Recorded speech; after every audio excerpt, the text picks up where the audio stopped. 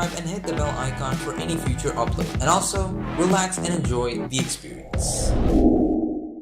Hey, what is up guys, Siddharth here, back with another video, and today I'm coming back to you after a week of no video, fresh with a new series of tips and tricks. This time I'm gonna be giving you guys some tips on switching your smartphones. So let me give you a bit of an introduction. Switching phones might seem easy. You throw away your old one and you get a new one. But it's not that simple as you think. Then there's this whole process of setting up that smartphone to, have those old apps, the contacts, messages, photos, music, videos, movies, documents, and so on and so forth. So, how do you get all that from your old smartphone to your new one? Technically, if you have a micro SD card, you could just back up all that stuff onto the SD card and move it onto your new phone. But what if your new phone does not have an SD card slot? Maybe you're switching to an iPhone, or maybe you're switching to some other Android phone that technically does not have a SD card slot. Maybe you're in that kind of situation. I'm here to help. There's technically a way to switch from your old phone, whatever operating system is running on, to your new phone, depending on whatever operating system it's running on. So why don't we get at it? So to start things off, I'm gonna categorize the switching of smartphones so you could get a better example. So there are the people who switch from an Android phone to a new Android phone. There are people who switch from their old iPhone to their new iPhone running iOS. And there are some rare cases where an Android user might switch over from an Android device to a new iOS device or a new iPhone, because maybe he just wants to get into an ecosystem which makes their lifestyle a lot easier. I'll link a video in the video description below, MKBHD's video, where he explains a whole lot about the ecosystem, and especially about Apple's ecosystem and how it's very easy, and how maybe Google could develop their ecosystem to be like that. But there are also these other really rare cases where an iOS user switches over from his old iPhone to a much newer Android device, either a flagship or even a budget model. Why don't we get on to how you could switch from one operating system to the other, or on same platforms from your old device to the newer device. I'll mention time slots for each category down in the video description. So why don't we get started? So to start things off, why don't we start off by talking about switching from your old Android device to your new Android device. For Android, it's really similar throughout the platform, alright? So whatever you're switching, you're gonna switch your contacts, your call logs, your messages, and of course other data, which include your photos, the videos you took, the videos you may have downloaded off the internet, the music, and of course documents, ebooks, all that stuff, and maybe all those files, documents, downloaded pictures, all that stuff. Now of course, if you want to back up contacts, that's pretty simple, and you can do it from the get-go, which is really easy. Now if you're saving a new contact, pretty simple. Just go on your smartphone, go dial in the number that you want to save, hit create a new contact, then you would be presented with this menu where you could set a name, set a picture, and all that stuff. But in a place where you get to choose whether to store that contact on the phone, on the SIM card, or on the memory card, you would also have this additional option to save it to the Gmail account that you signed into the device with. Because if you sign into your new Android device using the same old Gmail account, the contacts would definitely and quickly be transferred from your old device easily to your new device. Done. Now of course, there is technically no way to transfer your phone logs from your old Android device to your new one, but there is a way of transferring messages. Now of course, not those messages like those SMSs that come into your built-in messaging application, but those messages that you pass on in between your family and friends, sort of like iMessage though. Use different applications for chatting with your family and friends, which is a great way though. And the best part is, now we use online chatting services like WhatsApp, Messenger, Hype, and stuff like that. What about backing up music and movies and videos and stuff like that? Well, for those you're kinda out of luck unless you're using online streaming services. But if you're using like music or videos that are downloaded off the internet, technically you could push them into the cloud and maybe access them from your new phone, download them again, and they're on your new device. And another way to get that is maybe transferring your old SD card to your new phone, considering that your new phone has an SD card slot, so that's there. But what about transferring those photos and videos that you might have taken on your old smartphone which had a decent camera? Well, you could use Google Photos here with full resolution backup of that image, which is amazing, guys. And it could even back up those videos in the full high resolution. Even if it's in 4K, it stays in 4K in Google Photos. That's an amazing thing. And Google has recently introduced Google Lens to the mix. Back up all your photos and videos to Google Photos, and possibly it's going to be done automatically. Now, what about those other files and documents? Maybe those PDFs and ebooks and stuff like that. What about those? Well, there is only one way to do that, and that is cloud backup. So huge thumbs up there. Now, of course, I might be forgetting one thing, and that is maybe the applications. Well, I might have not talked about that. But since you're downloading most of the applications off the Google Play Store, technically they're all in a library of applications that you use, applications that have been installed, and so on and so forth. So Google categorizes that in an algorithm, and by the time you sign in and finish the setup onto your new phone, you just leave it there for like half an hour. Almost all of the apps that have been installed on your old device are going to be present on the new device as well. So that's convenience there. So to all iOS users here, I personally am not an iOS user and I'm not against iPhone users, but as far as I've known, it's been a lot more similar to how you transfer data from an Android to an Android. So if you watch that, it's probably the same here.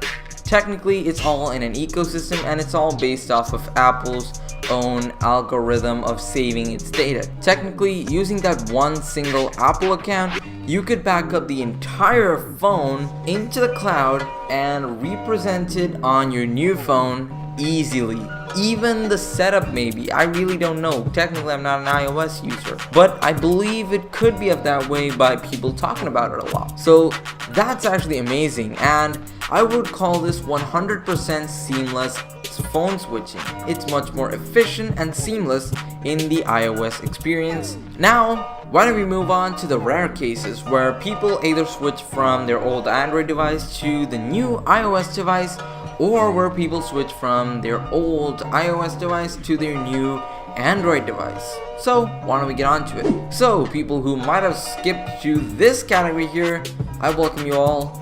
It was kind of boring back there, but here's where it gets interesting though.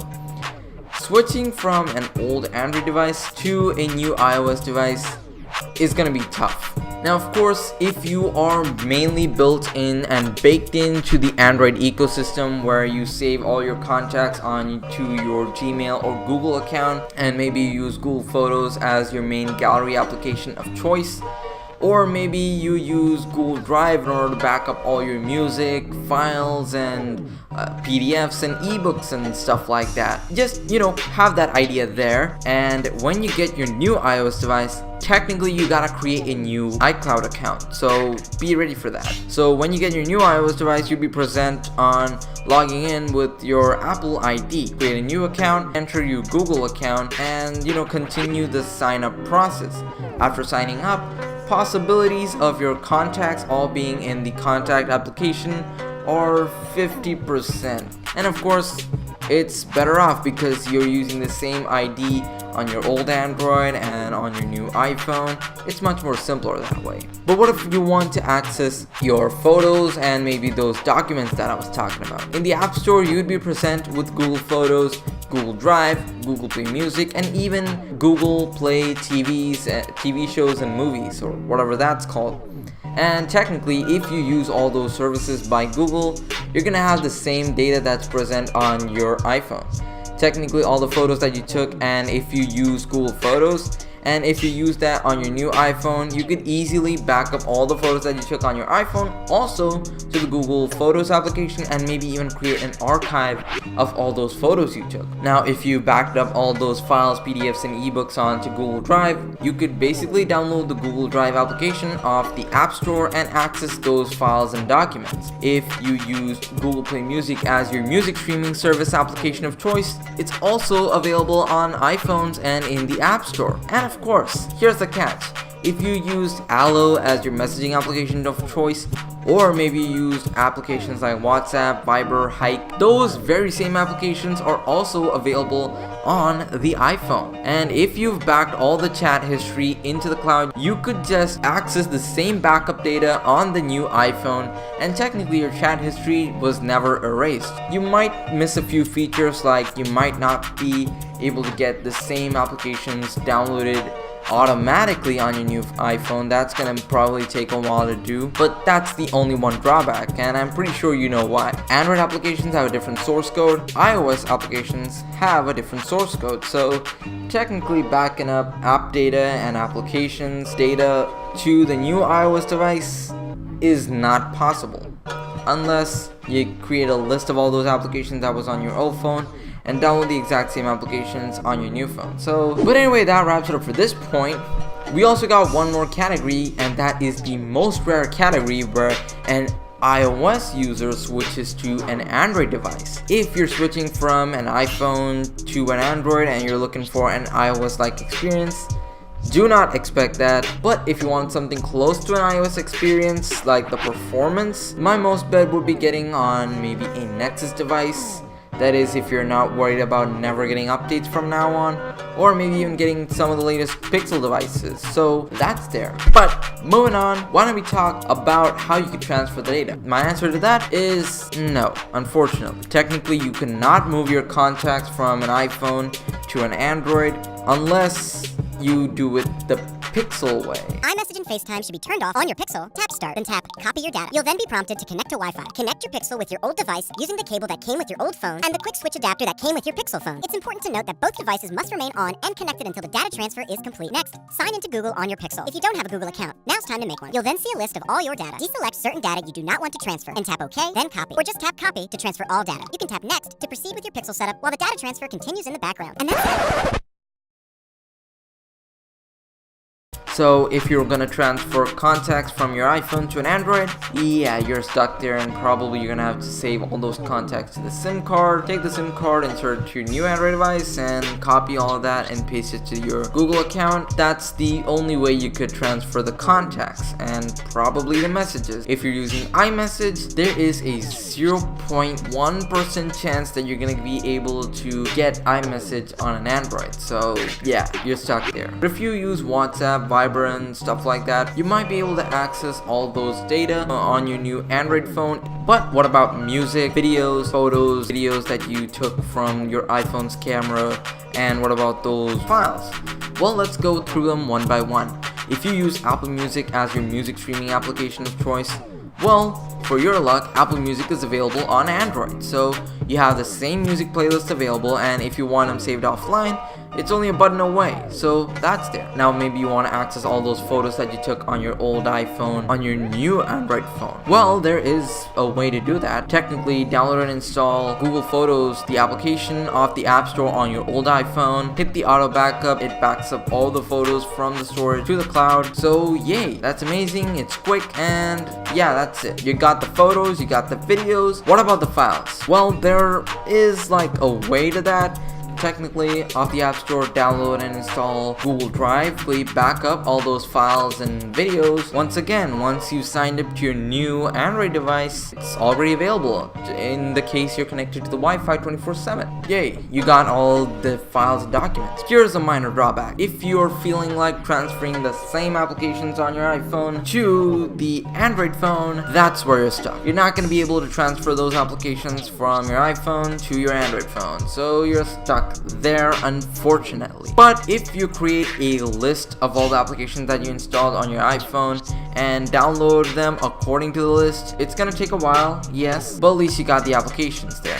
Possibilities of having the app data are 0%. So after installing all those applications, whether I use an Android device or an iOS device, how do I sign up to all those applications? I might have over 100 of applications. How do I sign up to all those? Well, here's where any password manager comes to help. Signing up into every single 100 applications is gonna be a really tough one. So you have so many password manager options out there, including Google Smart Lock, LastPass, Dashlane, 1Password. You have so many options, and which would you go for is the topic. There has been a long battle between LastPass and Dashlane, out of which I personally prefer LastPass because the free account has features that are enough for the average user, and it has a premium version which has a lot of features that the most secure person would have. Whereas Dashlane, you're gonna need to be a premium member in order to access all the features and even the basic ones. I personally use LastPass, but the password manager of your choice is dependent on you. That wraps it up for this video. Hope you liked it. Leave a thumbs up, subscribe, follow me on all social media links linked down in the video description, support me on Patreon, and I'll see you guys later.